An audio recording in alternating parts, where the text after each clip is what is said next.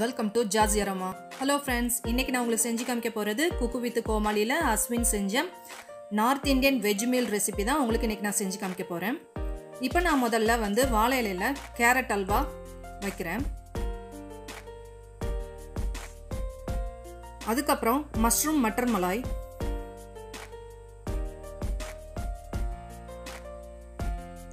बूंदी रायता,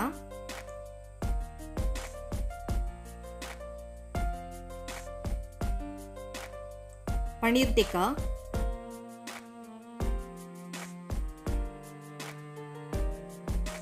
அப்புறம் பீஸ் புலாவ் தான் பரிமாறுறேன். Main dish இது எல்லாமே, இந்த நாலும் மெயின் டிஷ்.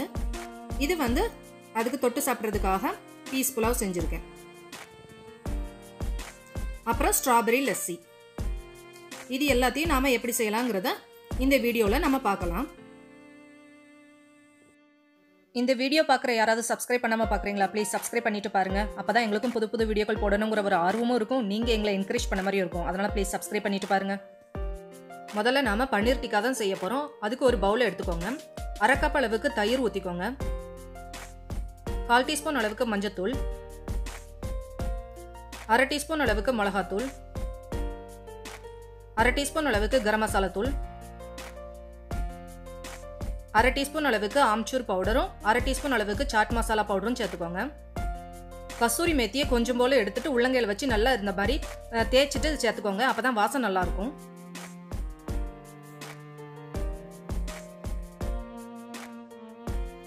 உப்பு 1/2 டீஸ்பூன் அளவுக்கு சேர்த்துக்கோங்க. 1 டேபிள் ஸ்பூன் அளவுக்கு கடலை மாவு, 1/2 டேபிள் ஸ்பூன் அளவுக்கு அரிசி மாவு. இது ஒரு பைண்டிங் ஏஜெண்டா இருக்கும், அதனால சேர்த்துக்கோங்க. இப்போ நான் பன்னீர் கியூப்ஸ் வந்து 200 கிராம் பேக்கெட் எடுத்துட்டு இந்த மாதிரி கியூப் சைஸ்ல நான் கட் பண்ணி வச்சிருக்கேன். நான் வந்து மசாலாவை முதல்ல மிக்ஸ் பண்றதுக்கு மிஸ் பண்ணிட்டேன். நீங்க முதல்ல நல்லா போட்ட மசாலா தயிரோட நல்லா மிக்ஸ் பண்ணிட்டு அதுக்கப்புறம் இந்த பன்னீரை வந்து ஆட் பண்ணிக்கோங்க. இப்போ போட்ட பன்னீர் எல்லாத்தையும் ஒன்று சேர்த்து இந்த மசாலாவோட நல்லா கலந்துக்கோங்க. கலந்து வச்சுட்டு இது 10 இருந்து 15 நிமிஷம் ஃப்ரிட்ஜில் வச்சு நல்லா ஊற வைங்க. இப்போ இந்த பன்னீர் ஊற இந்த டயத்துக்குள்ளேயே நாம கும்பு மட்டர் மலாய், அதாவது மஷ்ரூம் மட்டர் மலாய் செய்யறது எப்படிங்கிறத பார்க்கலாம். அதுக்கு அடுப்புல ஒரு கடாயை வைங்க. 1 டேபிள் ஸ்பூன் அளவுக்கு ஆயில் ஊத்திக்கோங்க. இப்போ எண்ணெய் சூடானதும் ஒரு வெங்காயத்தை நீளமா நறுக்கி வச்சிருக்கேன், அதை இந்த எண்ணெயில சேர்த்துக்கோங்க.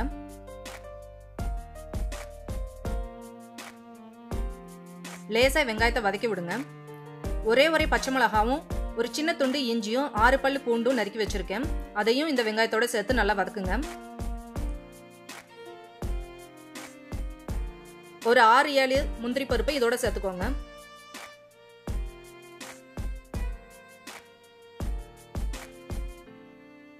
இந்த வெங்காயம், இஞ்சி, பூண்டு, பச்சை மிளகாய், முந்திரி பருப்பு எல்லாத்தையுமே நல்லா சேர்த்து 1 நிமிஷம் நல்லா வதக்குங்க. ரொம்ப கருகல்லாம் வதக்க வேண்டாம், பளபளப்பா வதக்கினா போதும். வெங்காயம் நல்லா வதங்குறதுக்காக ஒரு 1/4 டம்ளருக்கும் குறைவான தண்ணி ஆட் பண்ணிக்கோங்க. தண்ணியை ஆட் பண்ணிட்டு கொஞ்சம் நல்லா வதக்கி விடுங்க. இந்த வெங்காயம் நல்லா கொதிக்க ஆரம்பிக்கும் போது ஒரு மூடியை வச்சு மூடி சிம்மில் வச்சுட்டு ஒரு 5 நிமிஷம் நல்லா வேக விடுங்க. தண்ணி வத்தி நல்லா வெங்காயம் பளபளன்னு வேகணும். இப்போ பாருங்க, நம்ம போட்ட வெங்காயம் நல்லா வெந்திருக்கு, கருகவும் இல்லை.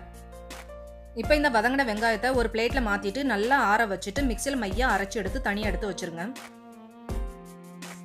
இப்போ இந்த வெங்காயம் ஆறுற டயத்துல ஒரு பவுல் எடுத்துக்கோங்க. பீஸ் புலாவ் செய்யறதுக்கு உண்டான அரிசியை இப்போ ஊற வச்சுக்கலாம். அதுக்கு 2 கப் பாஸ்மதி அரிசியை நான் எடுத்து ஒரு பவுல்ல போட்டிருக்கேன். அதுக்கு தேவையான அளவுக்கு தண்ணி ஊற்றி நல்லா கழுவி வாஷ் பண்ணிட்டு அதுக்கப்புறம் மூழ்கிற அளவுக்கு தண்ணியை ஊற்றிட்டு ஒரு 15 நிமிஷம் ஊற வச்சு எடுத்து வச்சிருங்க.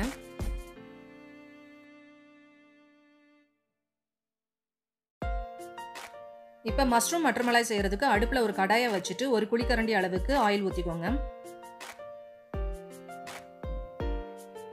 ஆயில் நல்லா சூடானதுக்கு அப்புறம் 1/2 டீஸ்பூன் ஜீரகமும்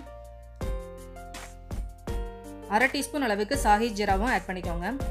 சாஹி ஜீரா சேர்த்தா இதுக்கு நல்ல ஒரு ஃப்ளேவர் கிடைக்கும், அதனால சேர்த்துக்கோங்க. அதுக்கப்புறம் 2 ஏலக்காவை உடைச்சு சேர்த்துக்கோங்க.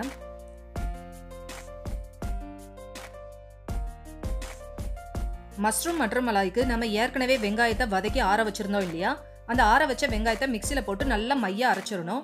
மையா அரைச்சு வச்ச இந்த பேஸ்ட்டை இப்போ இந்த எண்ணெயில சேர்த்துக்கோங்க.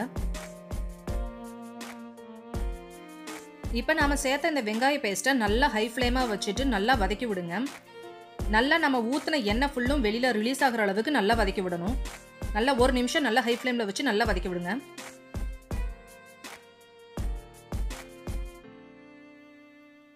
இப்போ பாருங்க, நம்ம சேர்த்த வெங்காய பேஸ்ட்டை பாருங்க எண்ணெய் அழகாக நல்லா வதங்கி வந்திருக்குன்னு பார்த்தீங்களா?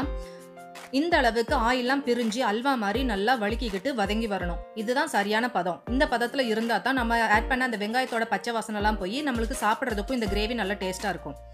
இந்த மாதிரி பதத்துக்கு முதல்ல கொண்டு வரணும். கொண்டு வந்ததுக்கப்புறம் நம்ம இதுக்கு ஆட் பண்ணக்கூடிய மசாலாஸ்லாம் இப்போ சேர்த்துக்கலாம். 1/2 டீஸ்பூன் அளவுக்கு மிளகாத்தூள், 1/2 டீஸ்பூன் அளவுக்கு ஜீரகத்தூள், 1/2 டீஸ்பூன் அளவுக்கு கரம் மசாலா தூள், ஒரு 1/4 டீஸ்பூன் அளவுக்கு சாட் மசாலா தூள். இது எல்லாத்தையும் சேர்த்துட்டு நல்லா மசாலாவுடைய பச்சை வாசனை போற அளவுக்கு நல்லா 1 நிமிஷம் நல்லா வதக்கி விடுங்க.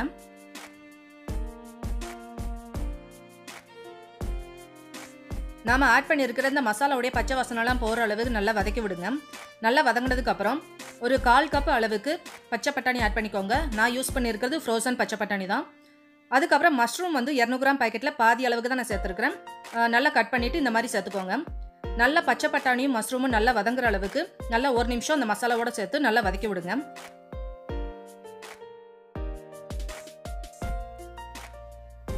இப்போ இந்த மஷ்ரூமுக்கு தேவையான அளவுக்கு உப்பு ஆட் பண்ணிக்கோங்க. மஷ்ரூம் வந்து அதிக உப்பு இழுக்காது, அதே சமயம் மலாய் மசாலாக்கும் உப்பு ரொம்ப இழுக்காது. அதனால உப்பு வந்து பார்த்தே சேர்த்துக்கோங்க. இப்போ உப்பு ஆட் பண்ணிட்டு நல்லா வதக்கி விடுங்க.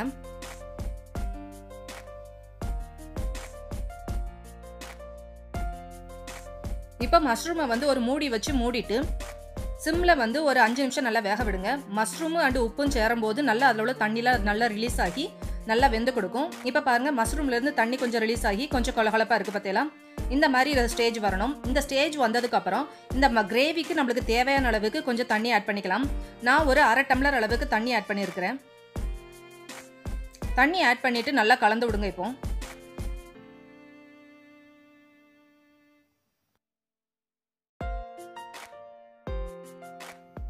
இப்போ நம்மளுடைய மசாலா நல்லா கொதிக்க ஆரம்பிச்சிருச்சு. நல்லா கொதிக்க ஆரம்பிச்சதுக்கப்புறம் கொஞ்சம் போல் வெந்தயக்கீரை, அதாவது கசூரி மேத்தியை வந்து நல்லா உள்ளங்கையில் வச்சு நல்லா தேய்ச்சிட்டு இந்த மாதிரி சேர்த்துக்கோங்க. நார்த் இந்தியன் மசாலாவுக்கு எல்லாமே கஸ்தூரி மேத்தி சேர்த்தா தான் கொஞ்சம் மணமாக இருக்கும்.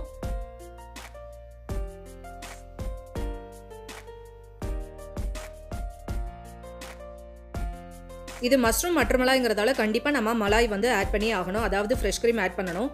நான் வந்து ஒரு 1/4 கப் அளவுக்கு ஃப்ரெஷ் க்ரீம் எடுத்து வச்சிருக்கிறேன். அதை தான் இப்போ சேர்த்துக்கிறேன்.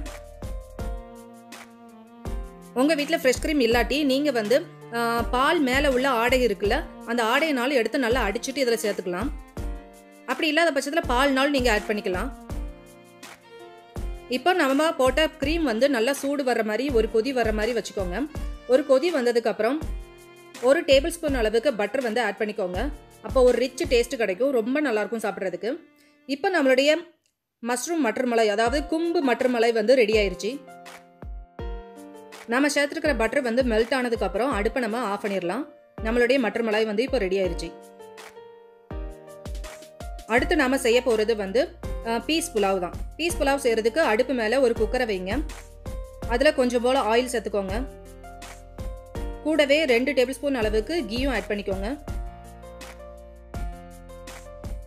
நாம சேர்த்துருக்கிற ஆயிலும் கீயும் நல்லா சூடானதுக்கப்புறம் பட்டை, கிராம்பு, ஏலக்காய், ஜீரகம், சோம்பு, 2 பிரிஞ்சி இலை எல்லாம் சேர்த்துக்கோங்க. நான் எல்லாத்துலேயுமே 2 பீஸ் தான் ஆட் பண்ணியிருக்கிறேன். ஜீரகம், சோம்பு ஒரு 1/4 டீஸ்பூன் தான் சேர்த்துருக்கிறேன். நம்ம சேர்த்துருக்கிற இந்த மசாலா நல்லா பொரிஞ்சு வந்ததுக்கப்புறம் ஒரு பல்லாரியை நீளமாக நறுக்கி எடுத்து வச்சிருக்கிறேன். அதையும் இதோட ஆட் பண்ணிக்கோங்க. அப்புறம் 2 பச்சை மிளகாய் நீளமாக கீறி எடுத்து வச்சிருக்கிறேன். ரொம்ப அதிகமாக பச்சை மிளகாய் சேர்த்தோன்னா காரம் ஜாஸ்தி ஏறும், அதனால ஜாஸ்தி சேர்க்க வேண்டாம்.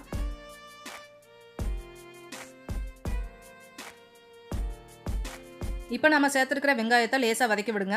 இது வந்து கலர் மாறக்கூடாது, லேசாக பளபளப்பாக வதக்கினா போதும்.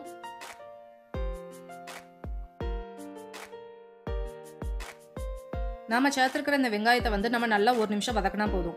1 நிமிஷம் நல்லா வதங்கினதுக்கப்புறம் 1 டேபிள் ஸ்பூன் அளவுக்கு இஞ்சி பூண்டு பேஸ்ட்டு சேர்த்துக்கோங்க. இஞ்சி பூண்டு பேஸ்ட்டு சேர்த்துட்டு அதனுடைய பச்சை வாசனை போகிற வரைக்கும் நல்லா வதக்கி விடுங்க.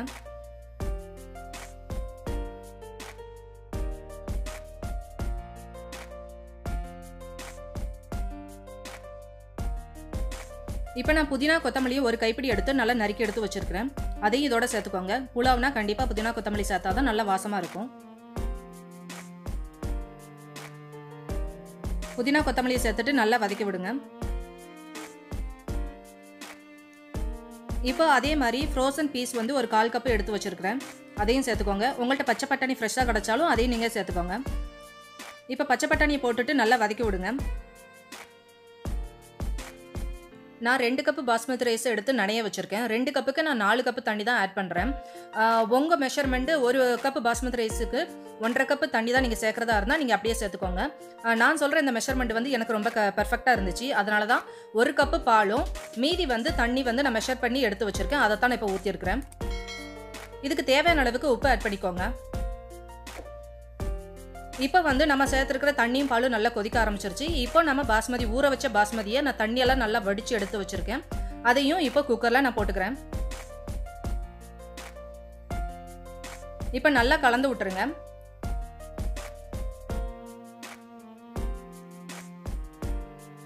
கலந்து விட்டுட்டு இப்போ குக்கரை மூடிட்டு ஹை ஃப்ளேமில் வைங்க.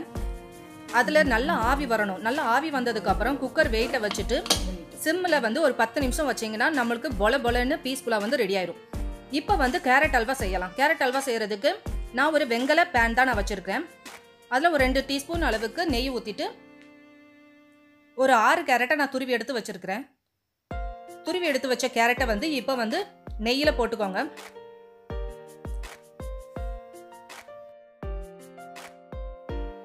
இப்போ நம்ம துருவி எடுத்த கேரட்டை வந்து நெய்யில் சேர்த்துருக்கோம் இல்லையா, அதை கரண்டியை வச்சு நல்லா 1 நிமிஷம் நல்லா வதக்கி விடுங்க. இந்த நெய்யோட இந்த கேரட் துருவல் நல்லா 1 நிமிஷம் நல்லா வதக்கி விட்டால் தான் அந்த கேரட்டோட பச்சை வாசனைலாம் போய் கேரட் அல்வா நம்மளுக்கு சாப்பிட்றதுக்கு நல்ல ஒரு மணமாக ஒரு நல்ல டேஸ்ட்டாக இருக்கும். இந்த மாதிரி நல்லா வதக்கி விடுங்க. பாருங்க, நான் வெங்கல பானையில் யூஸ் பண்ணுறதால அந்த கேரட் கலரும் அந்த வெங்கல பாத்திரத்தோட கலரும் எப்படி பலபலன்னு மின்னிக்கிட்டு இருக்கு பாருங்க. நல்ல பொண்ணு நிறமா சூப்பராக இருக்குல்ல பார்க்குறதுக்கே. இந்த பேன் உங்களுக்கு வாங்கணும்னா ஏற்கனவே நான் அன்பாக்சிங் வீடியோ போட்டிருக்கேன். அதுக்கான லிங்க் கூட நான் உங்களுக்கு கொடுக்குறேன், பார்த்து தெரிஞ்சுக்கோங்க. இப்போ நான் ஒரு 1/2 கப் அளவுக்கு பால் சேர்த்துக்கிறேன். இந்த கேரட் வேகிற அளவுக்கு ஒரு 1/2 கப் அளவுக்கு பால் சேர்த்துக்கிறேன். பால் சேர்த்துட்டு நல்லா கொதிக்க விடுங்க. பால் சேர்த்து செய்ய நீங்கள் விருப்பப்படலைன்னா கொஞ்சம் தண்ணினாலும் நீங்கள் சேர்த்துனாலும் வேக வைக்கலாம். ஆனால் பால் சேர்த்தா தான் அந்த கேரட் அல்வா டேஸ்ட் வந்து கொஞ்சம் ரிச்சாக இருக்கும். இப்போ பாருங்க, நம்மளுடைய கேரட் அல்வா நல்லா கொதிக்க ஆரம்பிச்சிருச்சு. பால் நல்லா கொதிச்சிருச்சு. இப்போ வந்து நம்ம ஒரு மூடியை வச்சு மூடிட்டு ஃப்ளேமை வந்து சிம் பண்ணிட்டு ஒரு நல்லா 5 நிமிஷம் நல்லா வேக விடுங்க. இடையில நல்லா கலந்து விட்டுக்கோங்க. பால் நல்லா வத்துற தண்டியும் நல்லா வேக விடுங்க. கேரட் வந்து நல்லா வெந்துருச்சான்னு பார்த்துக்கோங்க. வேகணும்னு நினச்சிங்கன்னா இன்னும் கொஞ்சம் பால் சேர்த்து நல்லா வேக விட்டுக்கோங்க. நல்லா பால்லாம் வற்றி நல்லா வெந்ததுக்கு அப்புறம் நம்ம இதில் வந்து சுகர் சேர்க்கணும்.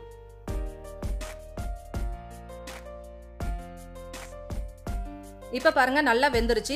பால்லாம் நல்லா வத்துருச்சு. இப்போ வந்து ஒரு 150 கிராம் அளவுக்கு நான் சுகர் எடுத்து இதோட சேர்த்துக்கிறேன். முதல்ல பார்த்தே சுகர் வந்து ஆட் பண்ணிக்கோங்க.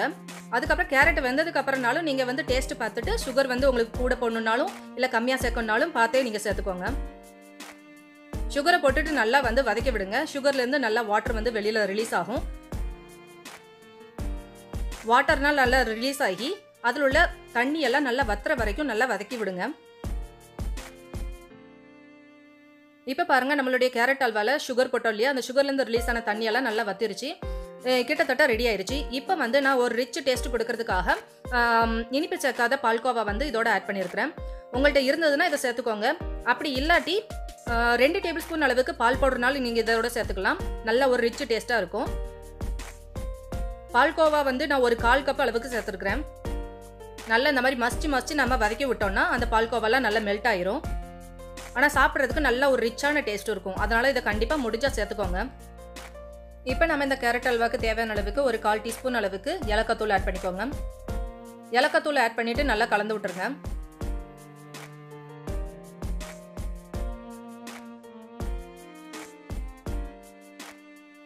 இப்போ இந்த கேரட் அல்வாக்கு முந்திரி பருப்பை வந்து தாளிச்சு கொட்டலாம். அதுக்கு ஒரு தாளிப்பு கடாயை அடுப்பில் வச்சுட்டு 2 டீஸ்பூன் அளவுக்கு கீ சேர்த்துக்கோங்க. கீ நல்லா மெல்ட் ஆனதுக்கப்புறம் உங்களுக்கு எந்த அளவுக்கு முந்திரி பருப்பு தேவையோ அந்த அளவுக்கு நீங்கள் முந்திரி பருப்பு சேர்த்துக்கோங்க. முந்திரி பருப்பை நல்லா பொன்னிறமாக நல்லா வதக்கி எடுத்துக்கோங்க. இப்போ நம்மளுடைய முந்திரி பருப்பு நல்லா பொன்னிறமாக வதங்கிருச்சு. இதை நாம ரெடியாக உள்ள கேரட் அல்வாவில் வந்து சேர்த்துக்கலாம். சேர்த்துட்டு நல்லா கலந்து விட்டுருங்க.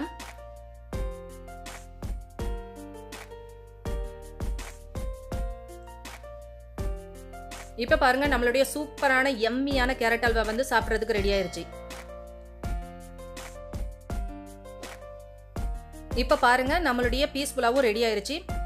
ஸ்டீமும் ரிலீஸ் ஆயிருச்சு. இப்போ பீஸ் புலாவ் எப்படி இருக்குன்னு பார்க்கலாம். பாருங்க சூப்பரா கம கமன்னு சூப்பரா உதிரியான பாஸ்மதி ரைஸ்ல எவ்வளவு அழகா பீஸ் புலாவ் ரெடி ஆயிருக்குன்னு பாருங்க. இப்போ அதுக்கு தேவையான அளவுக்கு, அதாவது 1 டீஸ்பூன் அளவுக்கு நான் நெய் சேர்த்துக்கிறேன். நெய் சேர்த்துட்டு லேசா கிளறி விடுங்க.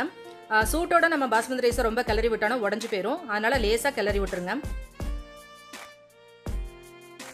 இப்போ பாருங்க நம்மளுடைய உதிரியான பீஸ் புலாவ் வந்து சூப்பரா சாப்பிட்றதுக்கு ரெடி ஆயிருச்சு. இப்போ நாம ஊற வச்ச பன்னீர் டிக்கா வந்து எப்படி செய்யலாங்கிறத பார்க்கலாம். அதுக்கு வந்து நான் வந்து இந்த கிரில் பேன் தான் எடுத்துருக்கிறேன். இது நான்ஸ்டிக் கிரில் பேன் தான். அதில் ஒரு 2 டீஸ்பூன் அளவுக்கு நெய் வந்து ஆட் பண்ணிக்கோங்க. அதுக்கப்புறம் நம்ம ஊற வச்ச பன்னீரை வந்து நான் வந்து ஸ்கியூவர்ஸ் மாதிரி பண்ணுறதுக்காக அந்த மாதிரி உடன் ஸ்கியூவர்ஸில் வந்து கோர்த்து எடுத்து வச்சுருக்கிறேன். நல்லா குத்தி எடுத்து வச்சுருக்கேன். அதை வந்து இந்த பேனில் வந்து வச்சுருங்க. முதல்ல நான் இந்த மாதிரி தான் வச்சேங்க. அதுக்கப்புறம் எனக்கு வந்து அந்த ஸ்டிக்கில் இருந்து பன்னீர் வந்து உடைய ஆரம்பிச்சிச்சு. அதனால நான் உதுத்துட்டு தனியாகவே எடுத்து ரோஸ்ட் பண்ணிட்டேன். அதுக்கப்புறம் நம்ம சாப்பிடும் போது டெக்கரேட் பண்ணலாம் சொல்லிட்டு அதுக்கப்புறம் நான் வந்து ஸ்கீவர்ஸில் வந்து குத்தி எடுத்தேன். இப்போ பாருங்க நம்மளுடைய பன்னீர் வந்து சூப்பராக வந்து 2 சைடும் ரோஸ்ட் ஆயிருச்சு. இப்போ நம்மளுடைய பன்னீர் டிக்கா வந்து ரெடி ஆயிருச்சு. இப்போ பூந்தி ரைத்தா எப்படி செய்யலாங்கிறத பார்க்கலாம். அதுக்கு ஒரு பவுலில் வந்து 1 கப் அளவுக்கு நான் வந்து ஹாட் வாட்டர் ஊற்றிருக்கிறேன். அதுக்கப்புறம் ஒரு 1/4 கப் அளவுக்கு காரா பூந்தி எடுத்து தண்ணியில் போட்டுக்கிறேன். இதை வந்து ஒரு 5 நிமிஷம் ஊற வச்சுட்டு அதுக்கப்புறம் நல்லா வடிகட்டியில் ஊற்றி நல்லா புளிஞ்சு எடுத்து வச்சுருங்க. இப்படி பண்ணாதான் நம்மளுக்கு தயிரில் வந்து இதை அப்சர்வ் பண்ணிக்கிடும் நல்லா இந்த பூந்தி. இப்போ ஒரு பவுல் எடுத்துக்கோங்க. அந்த பவுலில் 1 கப் அளவுக்கு தயிர் எடுத்துக்கோங்க. கெட்டியான தயிர் எடுத்துக்கிறேன். ரொம்ப அதிகம் புளிப்பு இல்லாத தயிர் வந்து யூஸ் பண்ணுங்க. தயிர் சேர்த்ததுக்கப்புறம் நல்லா க்ரீமியான டெக்ஸ்சர் வரதுக்காக இந்த மாதிரி விஸ்கை வச்சு நல்லா பீட் பண்ணிக்கோங்க. எந்த கட்டியும் இல்லாமல் நல்லா பீட் பண்ணிக்கோங்க.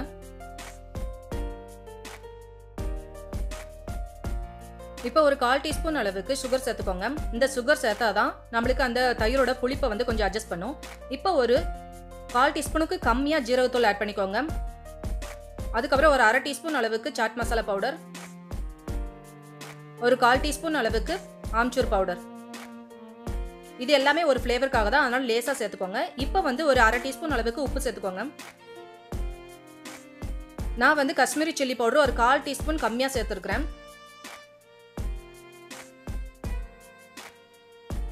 இது எல்லாத்தையும் சேர்த்துட்டு நல்லா மிக்ஸ் பண்ணி விடுங்க.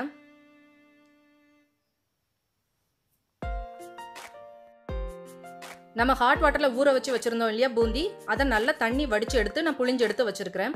இப்போ இந்த மிக்ஸ் பண்ண இந்த தயிரோட இதை சேர்த்து நல்லா மிக்ஸ் பண்ணி விடுங்க.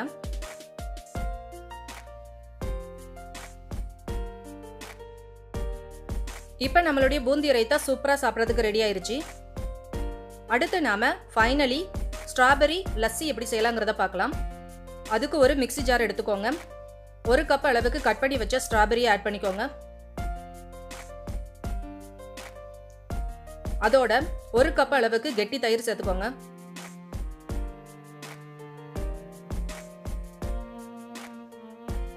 ஒரு 1/4 கப் அளவுக்கு பால் வந்து சேர்த்துக்கோங்க.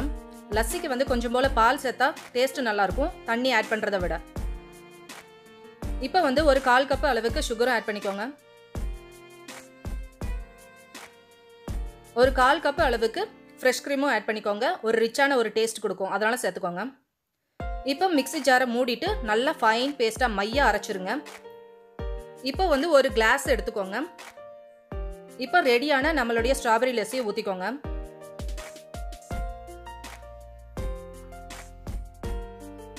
இப்போ நம்மளுடைய ஸ்ட்ராபெரி லஸ்ஸி வந்து ரெடி ஆயிருச்சு. நான் டெக்கரேட் பண்ணுறதுக்காக ஒரு ஸ்ட்ராபெரியை வந்து பாதியாக கட் பண்ணிவிட்டு இந்த மாதிரி கிளாஸோட கார்னரில் வந்து இந்த மாதிரி வச்சுட்டா நம்மளுடைய ஸ்ட்ராபெரி லஸ்ஸி வந்து பார்க்குறதுக்கு ரொம்ப சூப்பராக இருக்கும். இப்போ நம்மளுடைய ஃபுல் மீல் வந்து நான் ரெடி பண்ணிவிட்டேன். பாருங்கள் சூப்பராக இருக்குல்ல. இந்த வீடியோ உங்களுக்கு பிடிச்சிருந்துச்சுன்னா கண்டிப்பாக உங்கள் ஃப்ரெண்ட்ஸுக்கு ஷேர் பண்ணுங்கள், லைக் பண்ணுங்கள், கமெண்ட் பண்ணுங்கள், சப்ஸ்கிரைப் பண்ண மறந்துடாதீங்க. உங்களை நெக்ஸ்ட் வீடியோவில் சந்திக்கும் வரை பாய் அண்ட் தேங்க்யூ.